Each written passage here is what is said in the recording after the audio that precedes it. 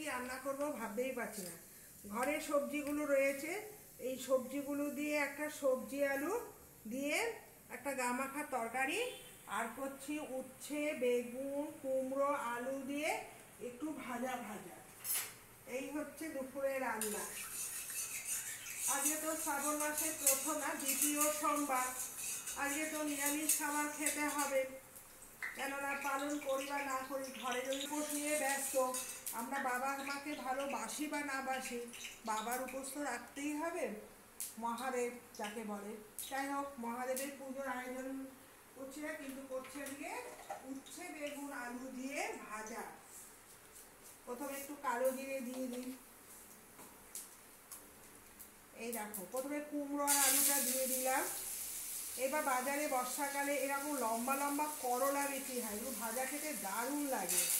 উচ্ছে আর দিলাম, কুমড়ো দিলাম, আলু দিলাম, উচ্ছেগুলো বেশ লম্বা লম্বা করে কেটেছি। আর দিয়েছি বেগুন।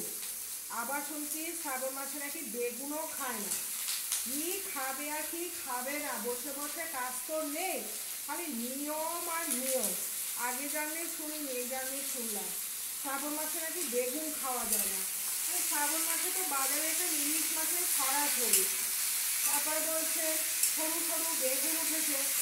বলে তাহলে বেগুনগুলো কেন উঠেছে? ওটা শীতকালে বর্ষাকালে ইলিশ মাছ খাওয়ার জন্য। আর এখন যত সরু বেগুন হবে ওটা তো গিয়ে আর কি ইলিশ মাছ খেতে ভালো লাগে। যাই হোক, যারা বসে নিয়ম বানায় তারা নিয়ম বানায়। আমার খাবার, আমি খাবার খেতে থাকবো। খাবার খেলেও যা হবে, না খেলেও তাই হবে। এবার নুন আর হলুদটা আগে দিয়ে নিই।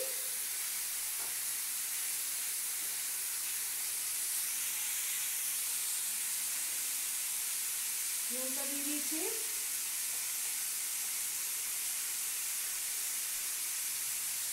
কুড়েমি হচ্ছে বর্ষাকালে বৃষ্টিতে না, আর শীতকালে শীতে মানুষ লড়তে ভালো লাগে না, চুপচাপ মানে ল্যাদ খেতে ভালো লাগে। দেখেছি খালি ঘুম থেকে উঠতে উঠতে কত দেরি হয়ে গেল।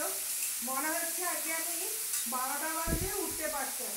তা হঠাৎ ঘড়ি দিকে তাকিয়ে বলে মা 9:30 বাজে উঠে পড়ো। এই বৃষ্টির দিনে না খালি শুয়ে থাকতে ইচ্ছা করে, আর মনে হচ্ছে গরম গরম খাবার করি, কেউ যদি রান্না করে দেয় দারুণ লাগে। দেখতে দেখতে একটা ফেসবুকে একটা কথা দেখলাম, মেয়েটি নতুন বিয়ে হয়েছে, হয়ে ফেসবুক ঘাঁটতে ঘাঁটতে দেখলাম মেয়েটির বিয়ে হয়েছে দিন 15 দিন হয়েছে। এসে তার আলমারিটা খুলতে গেছে, চাবিটা শাশুড়ি মার হাতে রেখে এসেছে। শাশুড়ি মা বললো এই চাবিটার অধিকার এখন তোর নয় আমার। সঙ্গে সঙ্গে মাকে ফোন করলো। শাশুড়ি মা কি করলো, বইয়ের হাত থেকে ফোন কেড়ে নিয়ে রেখে দিল। উনি ফোন ব্যবহার করতে জানে না, কিন্তু ফোনটাকে কাটতে যাবে। তখন বললো কেন মা, আমি আমার নিজের আলমারি আমি ধরবো না কেন? এটা তোমার বাবার দেওয়ার আলমারি, জানিস না তোর যেদিনকে বিয়ে হয়েছে সেদিন থেকে গিফটগুলো তুই তো বাপের বাড়ি থেকে আনিস, তুমি বাপের বাড়ি রেখে দিয়েছিস, আর শ্বশুর বাড়ি গিফটগুলো তোকে দেবো না। তখন বলছে কেন মা, আমাকে গিফটগুলো দেবে না কেন? বলছে এই গিফটগুলির অধিকার কিন্তু একমাত্র শাশুড়ির থাকবে, ননদ থাকবে, বাড়ির যে কাছের লোক তারা ব্যবহার করবে। বলছে মা এটা কেমন ধরনের কথা? বললো তখন শাশুড়ি মা বললো এটা আমার মেয়ে জামাই এসে শুবে। ও, মেয়ে জামাই এসে শুবে, আর আমার আলমারিটা? তখন মাকে জানালো, মা বললো আচ্ছা তোকে, তুই হয়তো মজা করছিস, তোর শাশুড়ি তোর সাথে মজা করছে, তুই মন খারাপ করিস না। তখন বলছে মা মজা করছে না, তুমি একদিন এসে দেখে যেও, তুমি কি দেখে আমায় বিয়ে দিয়েছো, তুমি মিষ্টি কথা বলেছো, তুমি মিষ্টি খাইয়েছো, মিষ্টি কথাতে বিশ্বাস করে আমাকে জীবনে বলি দিয়েছো। বলছে মা কখন মেয়েকে বলি দিতে পারে?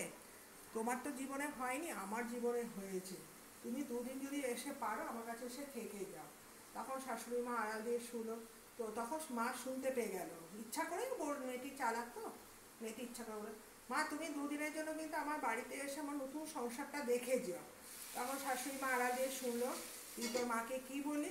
বললাম না কিছু বলিনি তো, আমার বিয়ের বাড়ি এবার থেকে যে কী গিফট পেয়েছি সে আমার মাকে দেখাবো না? তখন শাশুড়ি মা বললো চাবি কিন্তু আমি দেবো না। এটা মেয়ের মা শুনতে পেলো, বললো কি বললে তুই, চাবি দেবে না মানে কি? বললামই তো তুমি আসো, এসে সব দেখে যাও।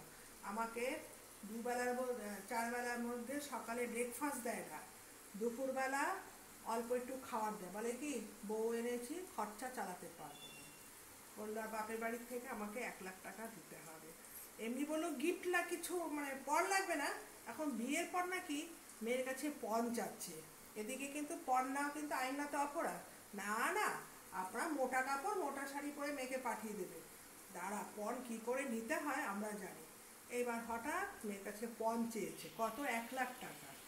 বলছে তুই যে খাবি মাসের খরচাটা কিন্তু বাবার কাছ থেকে এনে দিবি। এটাই হলো আমাদের বাস্তব, জানো। মেয়ে সন্তান জন্ম নিয়েছে, আগে বলতাম মেয়েরা লক্ষ্মী, বাপের বাড়িতে লক্ষ্মী থাকে, শ্বশুর বাড়িতে নাকি অলক্ষ্মী হয়। তার অলক্ষ্মী কেমন মনে হতো, শাশুড়ি মা তার বাড়ির পরিবারই তো অলক্ষ্মী, তাদের স্বামীদের বেশ সুন্দর হাত করতে পেরেছে, আর ছেলেকে এখন তার হিসাবদাহি করতে হবে। বৌমাকে আনার কি দরকার ছিল বলো। ঠিক আছে, যার বাড়ি ঘটনা ঘটে সেই জানে। আমাদের এর সঙ্গে গল্পটা পড়লাম, তাই তোমাদের সঙ্গে একটু শেয়ার করলাম।